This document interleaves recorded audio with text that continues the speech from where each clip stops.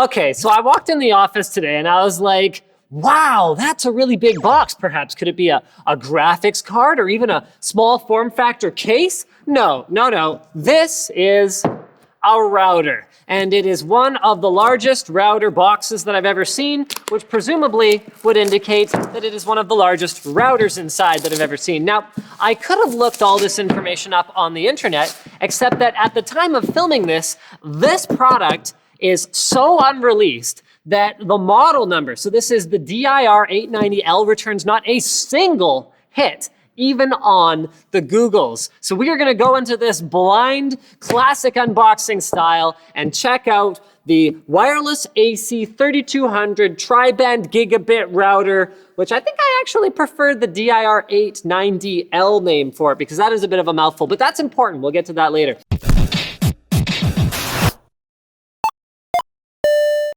So what does D-Link have to say for themselves here? Okay, Ultra Range Plus. They're gonna run out of ways to keep saying they have more range, aren't they? Tri-band Wi-Fi, more on that in a moment. Tri-band? Dual core, is that like Tri-Force? No, it's not. Okay, I'll move on. It's got a dual core processor, Smart Connect, which is actually sort of related to the whole tri-band thing. More on that later. I said moron. And then we've got a bunch more on the back, which, as is typical with routers, is pretty much all the same stuff you just found on the front, but like more verbose, so they have little blurbs. Dual core processor. Dual core processor gives you increased performance to support more devices and provide faster throughput. Yeah, baby. We couldn't have figured that one out on our own. It does have QoS Plus, which is basically quality of service. So, you know, your high priority traffic, like your Skype call or your games or whatever else is going to be prioritized so you don't get those interruptions just because, you know, Junior is torrenting in their room or whatever else. Is that?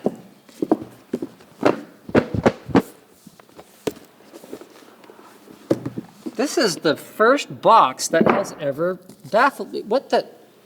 Is this the back of the box? What happened? It has an insert piece on the inside. Look at this technology. Look at this thing. This thing comes with a power brick the size of a laptop. This is a 12 volt, 5 amp power brick with like an AC like wall cord going into it. Holy crap, what was I even talking about? I don't know, but it looks like a gigantic head crab. Look at this thing. Look at me, I'm Gordon Freeman, except I talk too much to be Gordon Freeman. But anyone talks too much to be Gordon Freeman. All right, what else we got in here? We got a quick install guide, your typical single janky Ethernet cable. You're gonna wanna probably go grab like a Cat6 cable or something. They're so inexpensive now. Configuration card, these are handy. Tells you the default SSID, the default password for the Wi-Fi. Much better than the old days where they just used to leave them blank.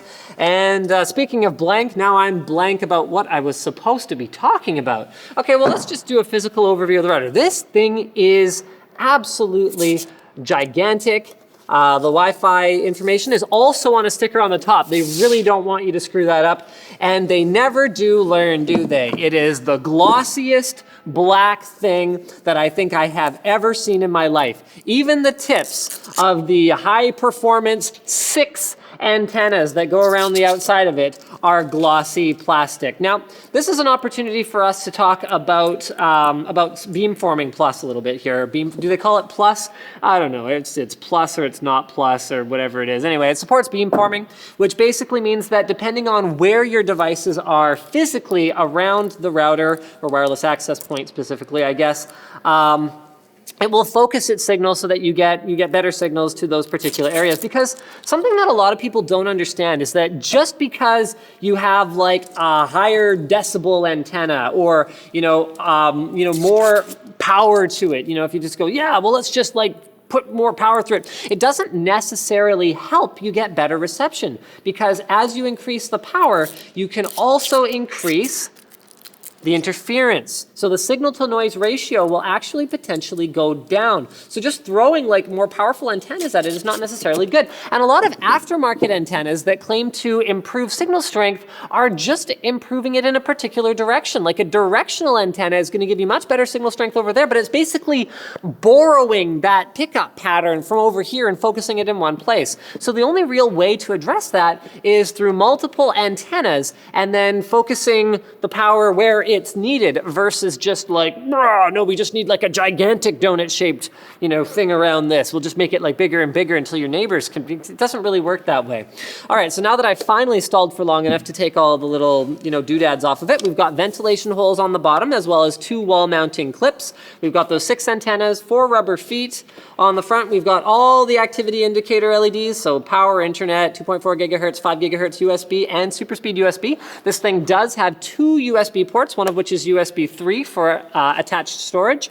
Reset button, WPS button, 4 gigabit Ethernet ports. I'd really like to see higher end routers start to come with more gigabit Ethernet ports. It's really not an expensive adder, and given how powerful these things are these days, I don't really understand why we can't have 5, 6, or please 8.